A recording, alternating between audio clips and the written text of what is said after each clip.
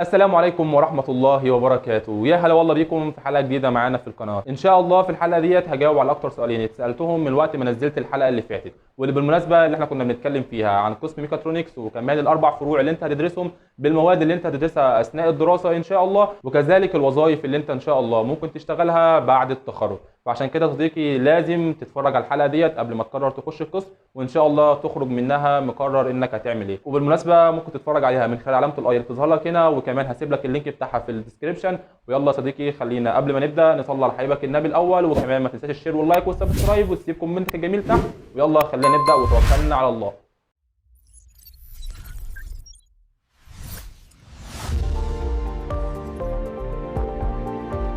خلينا كده يا صديقي نمسك اول سؤال معانا واكتر سؤال سالته انا، وهو ايه اللابتوب اللي انا هستخدمه او ايه الامكانيات اللابتوب اللي انا هحتاجها لو انا دخلت قسم ميكاترونكس. في البدايه كده صديقي عايز اديك نصيحه صغيره اللي انت ان شاء الله لو اتبعتها خلال دراستك هترتاح كتير وهتتغير عقليتك 180 درجه. مش عايزك لما تكون محتاج حاجه اللي هو بمجرد انك تخش تسمع حد وتشوف هيقول لك اه ولا لا، اعمل واحد او اثنين او ثلاثه. مش عايزك تتبع العقليه ديت. انت مثلا دلوقتي عايز تعرف امكانيات اللابتوب، مش عايزك تخش تشوف مثلا عبد الله قال امكانيات اللابتوب 1 2 3 وتخش على طول مباشره تروح تشتريها من غير اصلا ما تعرف الامكانيات دي محتاجينها ليه وعلى اساس ايه هو حدد الامكانيات دي. يعني انت عندك مثلا محتاج اللابتوب، طب انت محتاج اللابتوب ليه؟ عندك عشان الدراسه. طب انت هتستخدم ايه في الدراسه على اللابتوب؟ السوفت ويرز. فبالتالي انت هنا اللي هيحكمك امكانيات اللابتوب ديت عباره عن ايه؟ هي السوفت ويرز اللي انت هتستخدمها. فخلينا دلوقتي نقول انت طالب طالع من فريشمان داخل سوفومور او حتى داخل جونيور ومش عارف اصلا ايه السوفت ويرز اللي انت هتستخدمها علشان على اساسها تحدد ايه الامكانيات اللي انت محتاجها. فبالتالي بدل ما تخش تشوف ايه امكانيات اللابتوب، خش شوف السوفت ويرز اللي انت هتستخدمها اثناء الدراسه. ومن خلال السوفت ويرز ديت بمعرفتك بيها هتخش على المواقع الرسميه للسوفت ويرز دي وتشوف ايه الريكويرمنت او المتطلبات اللي هم محتاجينها علشان تشتغل بالبرنامج دوت وما تلاقيش اي مشاكل. فدي كده المفروض الحلقه اللي انت تمشي فيها بدل ما تخش تشوف الزتونه بشكل مباشر. صدقني لو اتبعت الموضوع دوت اثناء دراستك هينقلك من واحد مجرد ان هو عايز يشوف الزتونه لواحد اصلا بيدي النصايح وهو اللي بيدي الزتونه. فدي كده صديقي كانت نصيحه صغيره ان شاء الله تفيدكم في المستقبل. خلينا كده نمسك اول سؤال معانا انا، وهو ايه امكانيات اللابتوب اللي انا هحتاجها. واظن ان انت فهمت من النصيحه اللي انا قلت لك ان احنا محتاجين الاول نعرف السوفت ويرز اللي احنا هنشتغل عليها، ومن خلال الموقع الرسمي للسوفت ويرز ديت هقول لك الامكانيات اللي انت محتاجها تبقى ايه. عندك اول سوفت ويرز هتستخدمه بكثره اثناء الدراسه انا وهو السوليد وورك. واظن ان انا وضحت لك في الحلقه اللي فاتت ان انت كواحد ميكاترونكس 70% ميكانيكا، ولازم تكون عارف اساسيات التصميم. لازم تبقى تعرف ترسم رسم 2 دي ورسم 3 دي، تعرف تعمل اسمبلي وتعرف تعمل الموشن. فبالتالي الكلام ده كله هتعمله على السوليد وورك. طبعا في اختيارات تانية زي الانفنتور والكاد والكلام ده كله، وده بيبقى فور فري للطلاب. فبالتالي خلينا نركن الكلام دوت وخلينا نمسك في الحاجه اللي انت هتستخدمها بشكل عملي بعد التخرج ان شاء الله. طب ايه هي بقى متطلبات السوليد وورك دوت؟ لو دخلت على جوجل كروم وكتبت السوليد وورك ريكوايرمنت هيطلع لك الاتي، ان هو طالب منك المعالج او البروسيسور يبقى السرعه بتاعته عباره عن 3.3 جيجا هرتز. عندك الرامات المتطلبه منك 16 جيجا بايت او فيما فوق. وعندك كارت الشاشه اللي هو المطلوب، عندك سواء كارت الشاشه كان كوادرو او حتى ار تي اكس ما يقلش عن 2 جيجا في رام، ويفضل ان هو يبقى 4 جيجا. ده كده بالنسبه لاول سوفت وير معانا. تاني سوفت وير هتستخدمه بكثره انا وهو الماتلاب. ده طبعا سواء انت كنت بتدرس كنترول او بتدرس روبوتكس هتستخدم الماتلاب دوت بكثره. وكمان اثناء المشاريع عندك اي سيميوليشن مطلوب منك للروبوتكس هتعمله للماتلاب دوت. ولو تفتكر اصلا في المشروع اللي احنا عملناه وكنا شغالين عليه بتاع الانسبكشن روبوت ارم استخدمنا الماتلاب عشان نعمل موضوع الاكتويتر سايزنج. وبالمناسبه هتلاقيني سايب لك السلسله تحت في الوصف تقدر تتفرج عليها وكمان تظهر لك في علامه الاي هنا. طب دلوقتي لو جينا دخلنا على الماتلاب وشفنا المتطلبات اللي هو عايزها هتلاقيها كالاتي. المعالج طالبه منك اي ام دي او انتل ويكون شغال بمعماريه ال 64 بت، واظن ان اي جهاز هتشتريه النهارده هيكون شغال بمعماريه ال 64 بت. وعندك الرامات المتطلبه طالب منك المينيمم بتاعك 8 جيجا رام، او ان يفضل تستخدم ال 16 جيجا رام زي ما طلب منك السوليد وورك. وعندك كارت الشاشه اقل حاجه طالبها هنا 2 جيجا في رام، فبالتالي يعتبر الامكانيات قريبه من السوليد وورك. عندك ثالث سوفت وير انا هذكره لك، بس البرنامج دوت انت مش هتستخدمه طول الدراسه. انت بس لو خدت مشروع معين اثناء التخرج هتضطر انك تستخدم البرنامج دوت، وهو عموما حاجه لسه يعتبر جديده. حتى لو دخلت شفت توتوريال ليه على اليوتيوب هتلاقي اصلا لسه بينزلوا له من حوالي 8 شهور او سنه. البرنامج دوت اللي عرفنا بيه الدكتور اللي احنا مسجلين مع مشروع التخرج وطالب مننا السوفت ويرز دوت نشتغل بيه. فلما جينا دخلنا شفنا الريكوايرمنت للسوفت وير دوت، واللي هو بالمناسبه اسمه اي 6 ام، لقينا المتطلبات كالاتي ومش عايزك تتخض. يعني هنا طالب منك الرامات تبقى اقل حاجه 32 جيجا بايت، ويفضل ان هي تبقى 64. وعندك هنا كارت الشاشه المطلوب مينيمم 8 جيجا في رام، ويفضل ان هو يبقى 16 جيجا او حتى 32 جيجا في رام. طبعا الامكانيات ديت يعني هي خزعبليه، ما اظن ان ما حدش فينا كطالب في هندسه مع الامكانيات دي. بس عشان كده وديت الحاجه الاهم، لو عندك امكانيات تجيب حاجه اعلى جيب، ما تستخسرش، لان انت في حاجات زي كده بتظهر جديده كل يوم انت ما تعرفش لسه عنها حاجه، فعشان ما تيجيش بعد كده تضطر انك تغير او حتى تبيع لاب وتستبدله بحاجه ثانيه. ده كده بالنسبه لاول 3 سوفت ويرز معانا. عندك في رابع سوفت ويرز معانا انا وهو التايا بورتال، ودوت هتستخدمه في الاوتوميشن. ان شاء الله لما تيجي تخش تدرس ماده اوتوميشن عندك في الكليه اللي انا ذكرتها لك في حلقه الميكاترونكس، تستخدم البرنامج دوت لكتابه الاكواد البي ال سي، وانك تكونكت بالبرنامج دوت ببرنامج ثاني اسمه فاكتور اي او. الفاكتور اي دوت بتعمل عليه سيموليشن مثلا لخط الانتاج او مصنع كامل، وبتبدا عن طريق تايا بورتال تكتب اللادر دياجرام الخاص بالبي ال سي وتعمل كونكشن ما بينهم وتشغل الخط الانتاج دوت كامل عن طريق التايا بورتال. وبكده احنا عرفنا اهم 4 سوفت ويرز، وبالمناسبه دول انا ذكرتهم في البدايه لان دول اكتر سوفت ويرز طالبه منك امكانيات. اللي بعد كده هذكره لك دوت مجرد انك هتتعلمه عشان ان شاء الله تستفاد بيهم اثناء الكليه وما تحتاجش تشتغل على نفسك كتير اثناء الدراسه. خلينا كده سريعا نرتب مع بعض الامكانيات اللي هي كانت مطلوبه للاربعه سوفت ويرز اللي احنا شفناهم دول. عندك اول حاجه الرامات ما تقلش عن 16 جيجا بايت.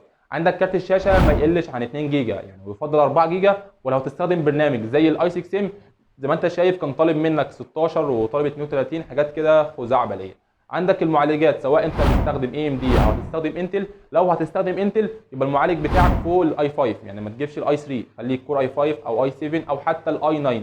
الجيل بتاعك ما يقلش عن الجيل السادس، لان انت وقتها هتفقد ميزات ومش هتقدر تواكب التحديثات اللي هتنزل بعد كده. ده بالنسبه لمعالجات الانتل. وعندك برضو معالجات الاي ام دي هتخليك برضو في الرايزن 5 او الرايزن 7 او حتى الرايزن 9، مش هتنزل برضو عن الامكانيات دي. وانت برضو بتختار الرايزن 5 سواء او رايزن 7 يبقى الرقم بتاعه اعلى من ال 3000. يعني انت لما تيجي تشتري المعالج هتلاقيه كده مكتوب جنبه رايزن 5 رقم كده وجنبيه حرف، سواء كان رايزن 5 مثلا 4600 اتش، رايزن 5 4600 كيو، رايزن 5 4600 يو. فانت تخلي بالك من الرقم دوت يبقى دايما اعلى من ال 3000 عندك، علشان برضو تواكب التحديثات اللي هتنزل في مستقبلا ان شاء الله. وبكده احنا ذكرنا مع بعض اهم 4 سوفت ويرز ان انت هتستخدمهم اثناء الدراسه، وكمان وضحت لك ليه انا ذكرت الاربعه دول. اول حاجه عشان يعتبر هم المتطلبين اعلى امكانيات، فبالتالي دلوقتي لو انت هتروح وتشتري اللابتوب هتخلي في حسبانك ان انت عندك اول حاجه المعالج بتاعك المعماريه بتاعته تبقى 64 بت، وكمان لو هتشتري انتل يبقى فوق الكور اي 5 تلاقي عندك فيه وانت بتشتري كور اي 3 وكور اي 5 وكور اي 7 وكور اي 9. فبالتالي وانت بتشتري تخليك دايما في الكور اي 5 او اي 7 او اي 9. وكمان حاجه مهمه الجيل، يعني انت لما بتيجي تشتري المعالج بتاعك يبقى كور اي 5 مثلا الجيل الخامس او الجيل السادس او الجيل ال 12. انت ما تيجي تشتري لو هتشتري حاجه استيراد مش جديده ما تقلش عن الجيل السادس عشان تقدر تواكب التحديثات اللي بتنزل كل يوم. وكذلك الامر لو معالجات الاي ام دي هتلاقي في عندك رايزن 5 رايزن 7 رايزن 9، خليك دايما برده من فوق رايزن 5 وانت طالع. وبرده لما تيجي تجيب المعالج هتلاقي عندك المعالج عباره عن رايزن 5 رقم كده وفي حرف في الاخر، الرقم دوت ما تخليهوش يقل عن ال 3000، يعني مثلا 3600 رايزن 5 4000 وشويه، ما تقلش عن ال 3000. والحرف دوت ابعد عن الحرف اليو دايما، يعني انت حاطط رايزن 5 3600 اتش او اتش كيو، ابعد عن الحرف اليو لان دوت المستهلك للطاقه فبلاش منه وابعد عنه تماما. ده كده بالنسبه للمعالج او السي بي يو. نيجي لتاني جزئيه معانا الرامات. زي ما احنا شفنا كده بالنسبه للسوفت ويرز اللي احنا ذكرناها كان المينيمم بتاع الرامات بتاعك عباره عن 16 جيجا بايت، ويفضل ان هو يبقى 24 او حتى 32، لان انت اصلا يا صديقي لو جيت شغلت جوجل كروم من غير ما تشغل اي سوفت ويرز من دول هتلاقي الجوجل كروم اصلا بيستهلك 16 جيجا دول لوحده، يعني ده مبدئيا كده. فبالتالي الرامات المينيمم بتاعها يبقى 16 جيجا ويفضل 24 او 32 جيجا. ده كده بالنسبه للجزء الخاص بالرامات. نيجي بقى للجي بي يو او كارت الشاشه. زي ما انت شفت ان اقل تقدير لكارت الشاشه يبقى 2 جيجا في رام، ويفضل ان هو يبقى 4 جيجا وكمان 6 جيجا، لان انت زي ما انت شفت ان الاي 6 ام كان طالب منك 8 و16 جيجا في رام لكارت الشاشه. وكمان نقطه مهمه لو انت بتختار كارت الشاشه يفضل انك تجيبه ار تي اكس، يعني تبعد عن الجي تي اكس وتبعد عن الكوادرو، يفضل ار تي اكس، لان الار تي اكس صراحه مقارنه بالجي تي اكس والكوادرو يعتبر اعلى الفئات، وخصوصا ان هو بيدعم التحديثات اللي نازله ان شاء الله مستقبلا بالنسبه للسوفت وير. لان انا سمعت ان الجي تي اكس اصلا ما هي الا عباره عن سنتين او سنه وهتلاقي التحديثات بتاعتها وقفت وهيبداوا يتوجهوا للار تي اكس. فبالتالي صديقي انت من البدايه كده خليك في كروت الشاشه الار تي اكس. ده كده بالنسبه لكارت الشاشه وبالنسبه للرامات وبالنسبه للسي بي يو. العامل الرابع المهم معاك وانت بتشتري اللابتوب وانت بتختار الهارد بتاعك، الزاما لازم تجيب الهارد بتاعك اس اس دي. ابعد عن الاتش دي خالص. يعني الاتش دي لو هتجيبه تجيبه علشان يبقى مساحه تخزينيه تخزن عليها فيديوهات صور هكذا. اما عشان خاطر الويندوز او انك حتى تشغل البرامج ديت لازم يبقى الهارد بتاعك اس اس دي. حتى لو دخلت على البرامج اللي احنا ذكرناها وشفت المتطلبات اللي هم طالبينها هتلاقيهم منبهينها لحته ان الهارد يبقى اس اس دي. طب انا الهارد الاس اس دي اجيب مساحته ايه؟ بالنسبه للتجربه الشخصيه انا اللاب بتاعي 256 بس. يعني انا في برامج معينه ببدا اسطبها بضطر ان انا الغي تثبيت بعض البرامج علشان اثبت برامج ثانيه عشان اوفر مساحه. فبالتالي انت لو في الامكانيات هات هارد اس اس دي 500 جيجا وهات جنبه هارد اتش دي دي يبقى مثلا 1 تيرا، ده تخليه لتخزين البيانات. ده كده بالنسبه لمواصفات اللابتوب. وانا بحضر الحلقه كنت بدور كده على الموقع اللي انا كنت شاري منه اللاب بتاعي اللي هو بالمناسبه سيجما كمبيوتر، هتلاقيه في مول البستان، والكلام ده مش اعلان ليه يعني، ان شاء الله مستقبلا يعني في الموضوع اعلان، ربنا يرزق الجميع. لقيت لاب يعتبر شامل كل الامكانيات اللي انا قلتها لك ديت. كان الهارد بتاعه عباره عن 500 جيجا اس اس دي، كان المعالج بتاعه كور اي 5 الجيل 12، كان كارت الشاشه 40 50 6 جيجا في رام، كان عندك الرامات 16 جيجا وكمان ممكن تطورها تخليها 32 جيجا. يعني وانت بتشتري اللاب تطلب منه ان هو يزود لك الرامات. فبالتالي يعتبر الامكانيات ديت دي اللي كنت بذكرها لك من شويه واحنا بنتكلم حواليها. كان تقريبا سعره 32000 او 34000، هبسيب لك اللينك بتاعه في الوصف تحت. ده كده بالنسبه لللاب. نصيحه كده صغيره قبل ما نخش على السؤال الثاني، وانت بتشتري اللابتوب لو هتشتري حاجه استيراد والحاجه ديت سعرها فوق ال 18 او ال 20000 جنيه ما تجيبش استيراد. يفضل انك تجيب هنا جديد. لو انت مثلا احتجت استيراد وعايز الجيل بتاعك يبقى مثلا اعلى من الجيل السادس او السابع او التاسع، فهتلاقي معاك الاسعار ضربت. وكمان لو احتجت تجيب كارت ار تي اكس زي ما انا وضحت لك هتلاقي الاسعار معاك ضربت فوق ال 20. فبالتالي هنا لا، اركن بقى كده الاستيراد ده على جنب وفكر في انك تجيب حاجه جديده. واظن انا ذكرت لك لاب اهو 34000 جنيه او 32000 جنيه، يعني فرق 10000 جنيه بس في الامكانيات كلها اللي انت محتاجها، زائد انت معاك ضمان سنتين، زائد ان اللاب لسه جديد انت اول واحد تستخدمه. فبالتالي مفيش مقارنه بين ده وبين ده في الفئه اللي هي اعلى من 20000 جنيه. وكده صديقي ده كان اول سؤال معانا انا وهو ايه اللابتوب اللي انا محتاجه. هنيجي بقى لتاني نقطه مهمه في السؤال، ايه الادوات اللي انا هحتاجها على مدار الاربع سنين لدراسه قسم ميكاترونكس. اول حاجه ذكرناها انا وهي اللابتوب، والتاني حاجه يعتبر ديت اجتهاد شخصي او كل واحد وحسب مقدرته ان انت تجيب الادوات اللي انت هتستخدمها اثناء الدراسه. يعني انت مثلا عندك في مشاريع تحتاج فيها الاردوينو، ما تستناش مثلا لما المشروع تيجي وتشترك كتيم ونجيبوا اردوينو وتشغلوا بالمشروع بعد كده توزعوه والكلام ده. لا، انت هات لك كده اردوينو لو عندك المقدره، هات لك اردوينو عندك في البيت، هات لك مثلا السنسور اللي انت هتستخدمها، هات لك بعض الاسلاك، هات لك كاويه لحام، هات لك قطعه بي سي بي عشان تقدر تعمل عليها البي سي بي فيما بعد. وزي ما ذكرت لك هتجيب الكاويه وهتجيب مثلا الفاكس بتاعها وهتجيب القصدير وكل الكلام دوت بحيث ان انت تشتغل عملي بجانب دراستك. لان انا كمان شويه في الجزء اللي انا هقترح عليك من الكورسات اللي انت تاخدها هقترح عليك انك تتفرج على كورس اردوينو قبل ما تبدا سوفومور او جونيور. فبالتالي وانت بتسمع الكورس يفضل انك تطبق بشكل عملي. فدي كده بالنسبه للجزء الادوات. وطبعا عندك في مثلا المسطره حرف التي والمثلث ال90 والكلام ده كله هتحتاجه عندك في ماده الميكانيكال درون. وبكده احنا خلصنا جايبه اول سؤال معانا سواء كان امكانيات اللابتوب وكذلك الادوات اللي احنا محتاجينها. نيجي بقى لتاني سؤال واللي اتسالته بشده، ايه الكورسات اللي انا محتاجها لو انا طالب فريشمان وداخل سوفومور او حتى داخل جونيور، وكذلك الامر لو انا طالب جونيور وداخل سينيور، ايه الكورسات اللي انا محتاجها. اهم الكورسات ديت واول الكورسات كورس الديزاين. لو انت طالب فريشمان وداخل سوفومور لازم تتعلم على الاقل سواء انك تستخدم سوفت وير زي الكاد او حتى الانفنتور او حتى انك تستخدم السوليد ورك. على الاقل خالص تتعلم لي البيزكس بتاعت التصميم، انك ترسم رسم 2 دي او حتى رسم 3 دي او انك تعمل اسمبلي او انك تعمل موشن للديزاين بتاعك بعد ما تخلصه. ده كده الجزء الخاص بالديزاين. تاني كورس معانا الماتلاب. لازم ولا بد قبل ما تخش تكون واخد خلفيه عن الماتلاب، لان انت مفيش مشروع عندك سواء كان كنترول او روبوتكس لازم تستخدم فيه الماتلاب. ومفيش في كليه حد هيجي يشرح لك الماتلاب عباره عن ايه وازاي تستخدمه والكلام ده. هتلاقي الكلام سريع وانت اصلا مش فاهم حاجه. فبالتالي يا صديقي قبل ما تخش لازم تاخد كورس الماتلاب، تعرف يعني ايه سيمي لينك، تعرف لي الواجهه اصلا عباره عن ايه. يعني عايزك تعرف لي البيزكس، مش محتاجك توصل تبقى سينيور في البرنامج، لا تعرف لي كده البيزكس عشان لما تيجي تشتغل في المشروع وتيجي تعمل سيرش على حاجه يبقى انت اصلا اوريدي عندك الخلفيه قبل كده والتعامل معاك يبقى سهل. لان احنا جينا في مشاريع من المشاريع اللي كنا شغالين عليها كان مشروع عباره عن موديلنج وكنا مستخدمين فيه الماتلاب، يعني كان المشروع كله هو عباره عن الماتلاب. كان واجهتنا بس كده مشكله بسيطه قعدنا حوالي 4 ايام بنحل فيها. على العلم لو انا كنت واخد كورس او حد فاهم ماتلاب ولا حتى بنص جنيه كان حل المشكله ديت في اقل من 5 دقائق. دي حاجه هتميزك عن زمايلك وهتخليك كده قاعد بتستمتع بالحاجه اللي انت بتعملها، بدل ما كنت داخل لسه تتعلم ماتلاب وتعرف الواجهه ديت عباره عن ايه ويعني ايه سي لينك. لا انت دلوقتي كده ممكن تتفرج بقى تخش حته الادفانسد، يعني تشوف المشكلات اللي بتظهر لك وتبدا تقعد تحلها.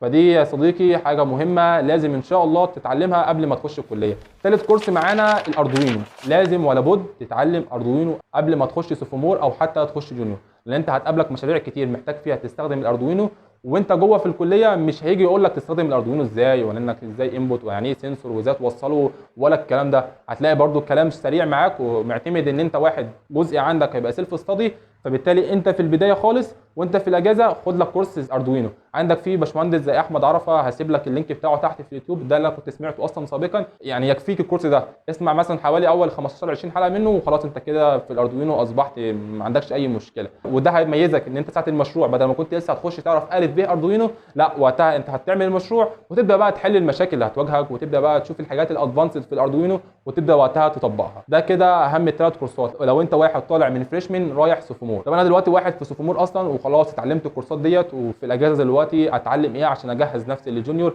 او حتى اجهز نفسي للسينيور. عندك في اهم الكورسات ديت انك تاخد كورس كلاسيك كنترول وعندك كورس البي ال سي، وهتستخدم وقتها برنامج مثلا زي تايا بورتال وفاكتور اي او اللي انا ذكرتهم لك في جزء السوفت ويرز، اهم البرامج اللي هتستخدمها في الموضوع دوت.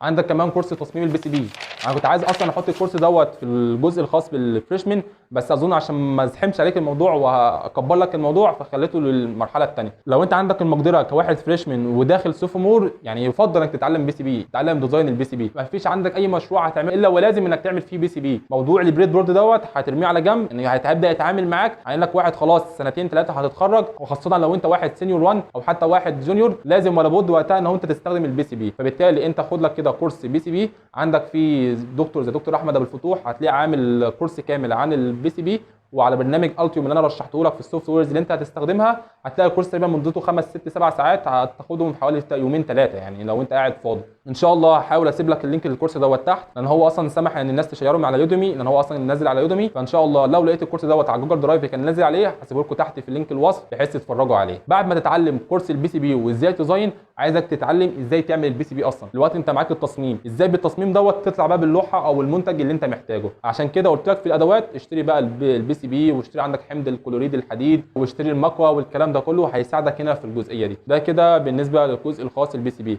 نيجي لتاني حاجه مهمه معانا جزء البرمجه، محتاجك تتعلم سي بي بي او اللي هي لغه السي بلس بلس، محتاجك تتعلم كمان لغه بايثون. بايثون دي هتستخدمها في الماشين فيجن وكمان في الجزء الخاص بالروبوتكس. وعندك جزء السي بي بي دوت هتتعلمه في الماده اللي هي بتاعه الانترودكشن تو كمبيوتر بروجرامينج. فبالتالي الحاجتين دول حاول ان شاء الله وانت في الاجازه تتعلمهم عشان وانت بتبدا تدرسهم تبقى انت فاهم الدنيا والتاسكات لما تاخدها تبدا تظبطها وكذلك الاساينمنت وتبقى الموضوع معاك لذيذ وانت بتتعلم. كده دي تعتبر معانا اهم الكورسات اللي انت مطالب بيها تدرسها كواحد داخل ميكاترونكس. ولو في حاجه انا ما قلتهاش ممكن تسمعنا تحت في الكومنتات تفيد بها غيرك. وبكده يا صديقي احنا خلصنا حلقه النهارده ان شاء الله. عرفوني برضو ايه الحاجات اللي هي عامله عندكم اشكال ونعمل لكم عليها فيديو باذن الله المره القادمه. ويلا اسيبكم في امان الله، واللهم علمنا ما ينفعنا وانفعنا بما علمتنا. يلا سي يو سون.